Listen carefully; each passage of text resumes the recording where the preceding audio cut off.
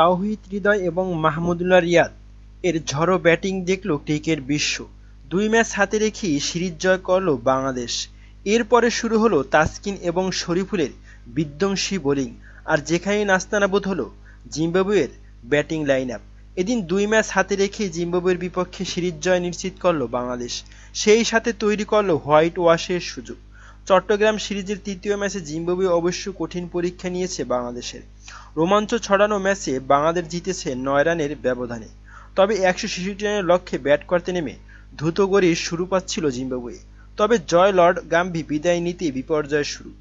এরপর একের পর এক উইকেট হারাতে থাকা সফরকারী দলটি কোণঠাসা হয়ে পড়ে বাংলাদেশের বোলারদের সামনে। তবে তাও দি ওয়ানাসে মারুমানি ২৬ বলে ৩১ রান করে প্রতিরোধ গড়ার চেষ্টা করলেও ব্যর্থ হন। তবে ১০ বলে ২১ রানের ক্যামিও খেলেন জনাথন ক্যাম্পবেল। তবে এসবের কিছুই পরাজয় এড়াতে পারেনি। শেষ দিকে ফারাজ আকরামের ক্যামিওতে জিম্বাবুয়ের জয়ের স্বপ্ন দেখা শুরু করে। ব্লেসিং মুজারবানির ক্যামিও আশা জাগাচ্ছিল। তবে শেষ পর্যন্ত ৯ রানের জয় নিয়ে মাঠ ছাড়ে বাংলাদেশ। ১৯ বলে ৩৪ রান করে আকরাম ও ৪ বলে ৯ রান করে মুজারবানি অপরাজিত ছিলেন।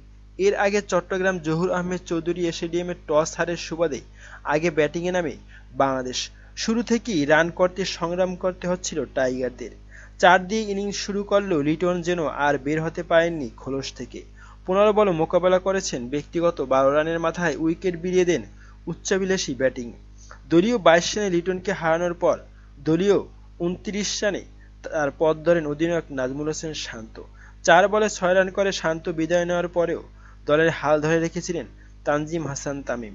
বিশ্বকাপ দলে জায়গা প্রায় পাকা করে ফেলা এই ব্যাটার ২২ বলে করেন ২১ রান। তবে সাজঘরে ফেরে নবম ওভারের শেষ বলে স্কোর বলে রান তখন ৬০। চতুর্থ উইকেট জুটিতে দলের হাল ধরেন তাওহিদ হৃদয় ও জাকের আলী অনেক। তাদের ব্যাটে ভর করে ঘুরে দাঁড়ায় বাংলাদেশ। ৩টি ৪ ও ২টি ছক্কায় ৩৮ বলে ৫৭ রান করে হৃদয় ফেরেন সাজঘরে, যা তার ক্যারিয়ারের প্রথম ৫০। তার আগে ৮৭ রানের জুটি গড়ে দলকে পথ দেখান হৃদয় ও জাকেরের পার্টনারশিপ। জাকের অল্পের জন্য পাননি অর্ধশতকের দেখা। তিনিও ৩টি ৪ ও ২টি ছক্কায় ৩৪ বলে করেন ৪৪ রান। শেষ দিকে মাহমুদুল্লাহ রিয়াদের ঝড়ো ব্যাটিংয়ে রিশাদ হোসেনের ক্যামিওতে ১৬৫ রানের পুঁজি পায় বাংলাদেশ। প্রিয় দর্শক, ভঙ্গুর এদিন জিম্বাবুয়ে আবারও ঘুরে দাঁড়ানোর চেষ্টা করেছিল। আজ ৯ রানে যদি বাংলাদেশ জয়লাভ না করতে পারত, তাহলেই বাংলাদেশের মুখে আবারও চুনকালি মাখানো হতো।